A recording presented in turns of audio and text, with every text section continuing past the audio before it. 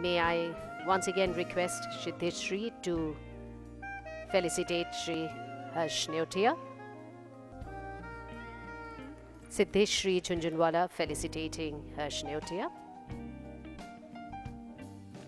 And Shri M.K. Sharia being also felicitated.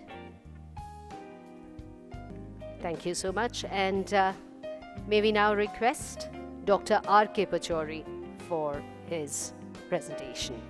Holy Chief Guest, Shri Jagadguru Shankaracharya Ji, Mr. H.P. Kanoria, distinguished leaders sitting at the head table here, ladies and gentlemen. The Honorable Member of Parliament has left, but I was just going to remark that his voice is anything but hoarse. It was rather melodious, and it's nice to see a political leader singing as well as he did, and to remember a song which, of course, most people would have forgotten if they have even heard it. It's said that if scientists knew a little bit about poetry and poets knew a little bit about science, the world would be a better place. And indeed, if our politicians had a little more appreciation for the arts, which includes music and everything else that is artistic, perhaps we would have a more musical and harmonious parliament. But it's a great privilege for me to be here in this city. Indeed, I believe if a spiritual rejuvenation is to take place, the fountain and the source of it will be the city of Kolkata. It is not for nothing that Kolkata has been labeled as the city of joy. And what is so unique about this city is that despite all its problems and challenges and the extensive poverty that we have not lost sight of human values in the hearts and minds of the people who live here. And that, to me, is a remarkable asset on the basis of which humanity, power, and spirituality can be brought together. I think it's critically important that as we pursue the path of development all over the world, and certainly in our own country, that we don't lose sight of humanity. In this regard, may I say that the United Nations Development Programme has really made a major contribution by coming up with what is known as the Human Development Report. And the intellectual input for that redefinition of development and looking at it within humanitarian terms has really come from two people who are natives of United Bengal. One was Dr. Haq, who was the chief economist of UNDP, and our own Professor Amartya Sen.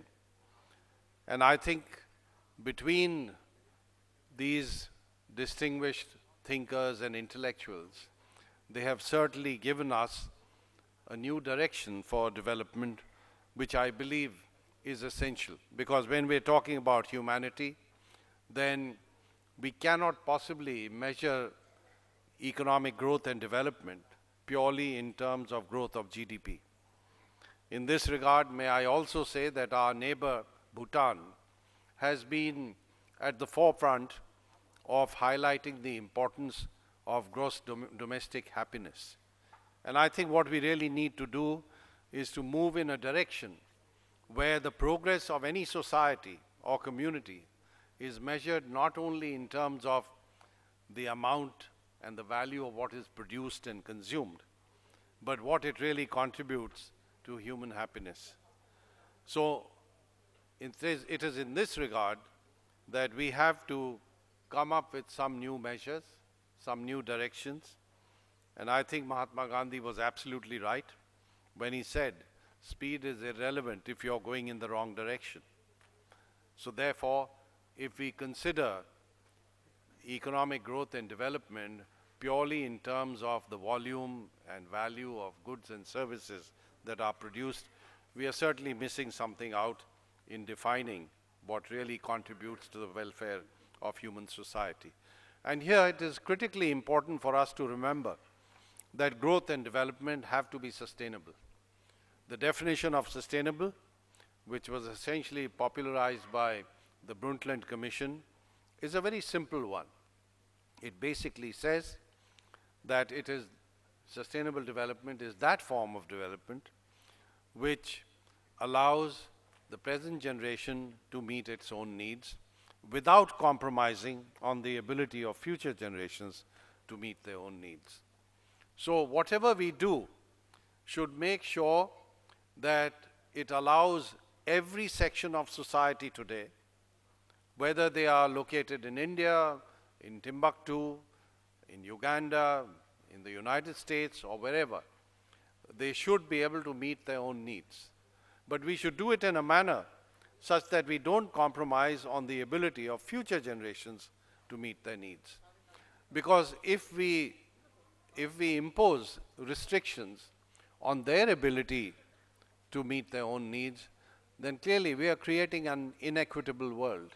And we are creating conditions which are certainly not going to win us any praise when future generations have to struggle to make what they regard as their own objectives bring them within reach.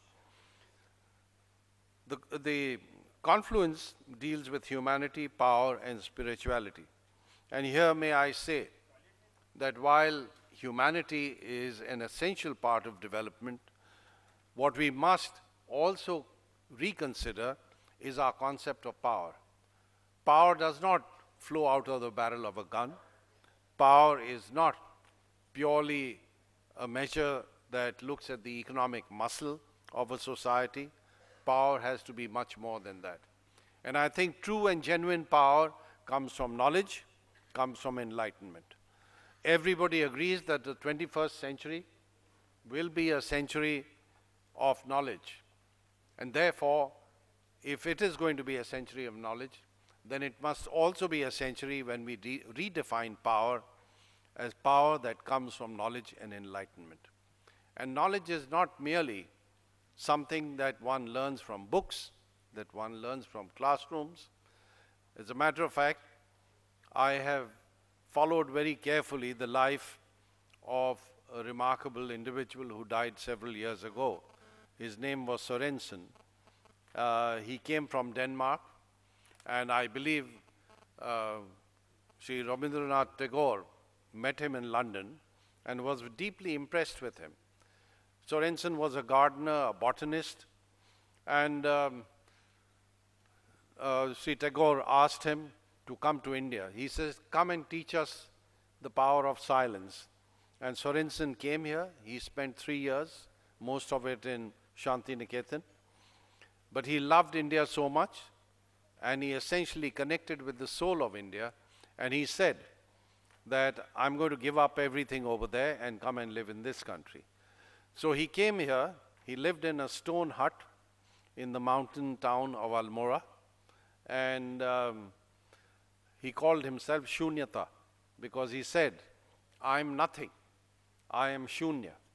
And therefore, each one of us really has to learn from the example of modesty of someone as enlightened as Shunyata.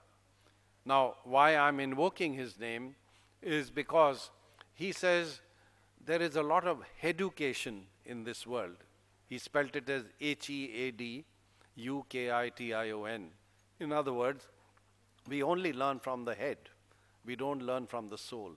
And I think this is where the essence of power and spirituality comes in. Because learning is certainly not something that's complete if it is confined to the mind. It has to go far beyond that. And I think if one could use an analogy, you could have a chariot, you could have a horse, and those are essentially what the body and mind of a human being would provide. But that will not give you direction unless there is a charioteer. And that charioteer is the soul of a human being. And I think this is where we need to now reconsider a few essential challenges that the world has to face. Every religion of the world tells us about the need for reverence for nature. And yet, in our day-to-day activities and what we do in our own daily lives, we completely forget that reality.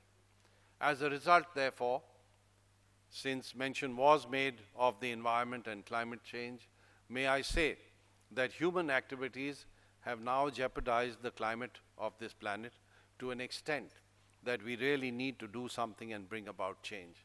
How have we done it? Well, since industrialization began, and also as a result of deforestation, we have released gases into the atmosphere, the most dominant of which is carbon dioxide. And as a result, we have created a concentration of these gases to a level where it is clearly unsustainable. And what it does, in very simple terms, since I'm talking to the audience over here, is like somebody who goes to sleep, let's say on a warm afternoon, with a blanket over him. And these gases, in a sense, form a blanket around the globe. And all the sun's radiation that we receive, a good part of it is normally re-radiated back. However, when you have this blanket, much of that gets trapped and it comes right back to the earth. So the result is that we are warming the planet far more than was the case for 650,000 years. I think the last time we had a concentration of gases or carbon dioxide as high as we have today was 650,000 years ago. So I would say in a few hundred years, human society has altered the balance of atmosphere on this planet, which clearly has very serious implications. Because climate change is not merely an increase that takes place steadily in the temperature of this planet, but it is essentially a disruption of a very delicate system called the Earth's climate system. As a result of which, we now have a number of extreme events. We have impacts on food, agriculture, on human health, on water availability, in the nature of more heat waves that we are experiencing, much more heavy precipitation events. And may I say that a city like Kolkata, we have in the IPCC, the Intergovernmental Panel on Climate Change, which I have the privilege of chairing, we have clearly brought out the enormous vulnerability of the so-called megadeltas. What are these megadeltas? Well, they are cities like Shanghai, Dhaka, Kolkata, because these are a large concentration of people on the delta regions of major rivers. And every time there's a storm surge, every time there is coastal flooding, a large number of people would be vulnerable, and so would also a large volume and value of property.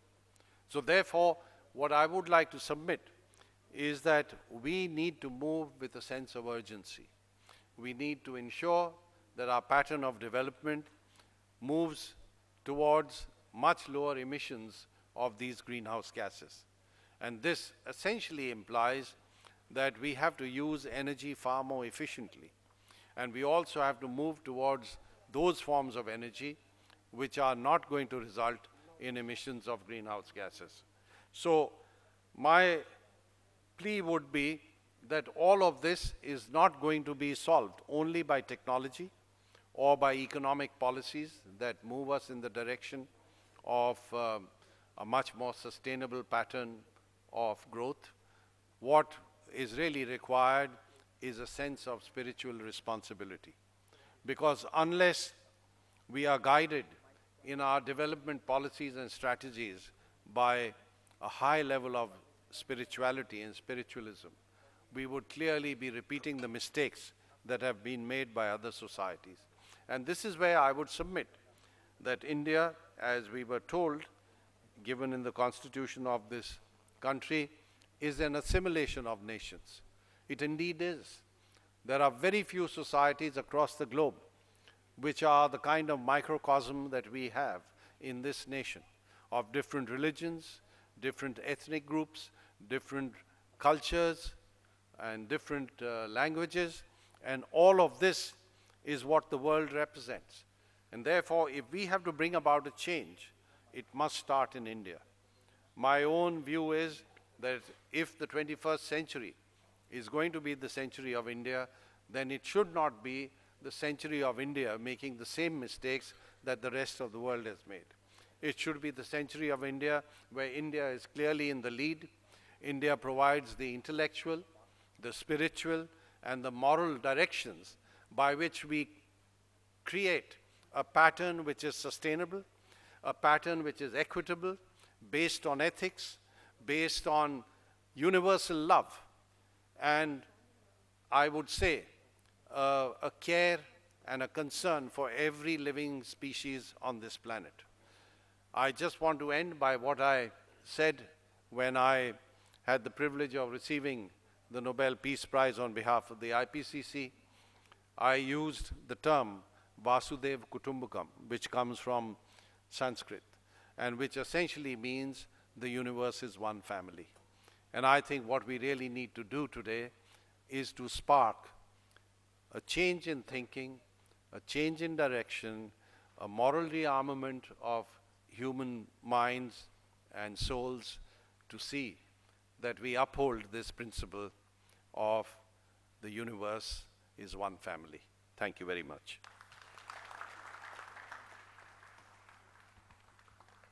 Thank you, sir. May we now request Anant Kanoria to felicitate Dr. R.K. Pachauri. Thank you so much for this wonderful discourse and, of course, the warnings which cannot be reiterated too many times.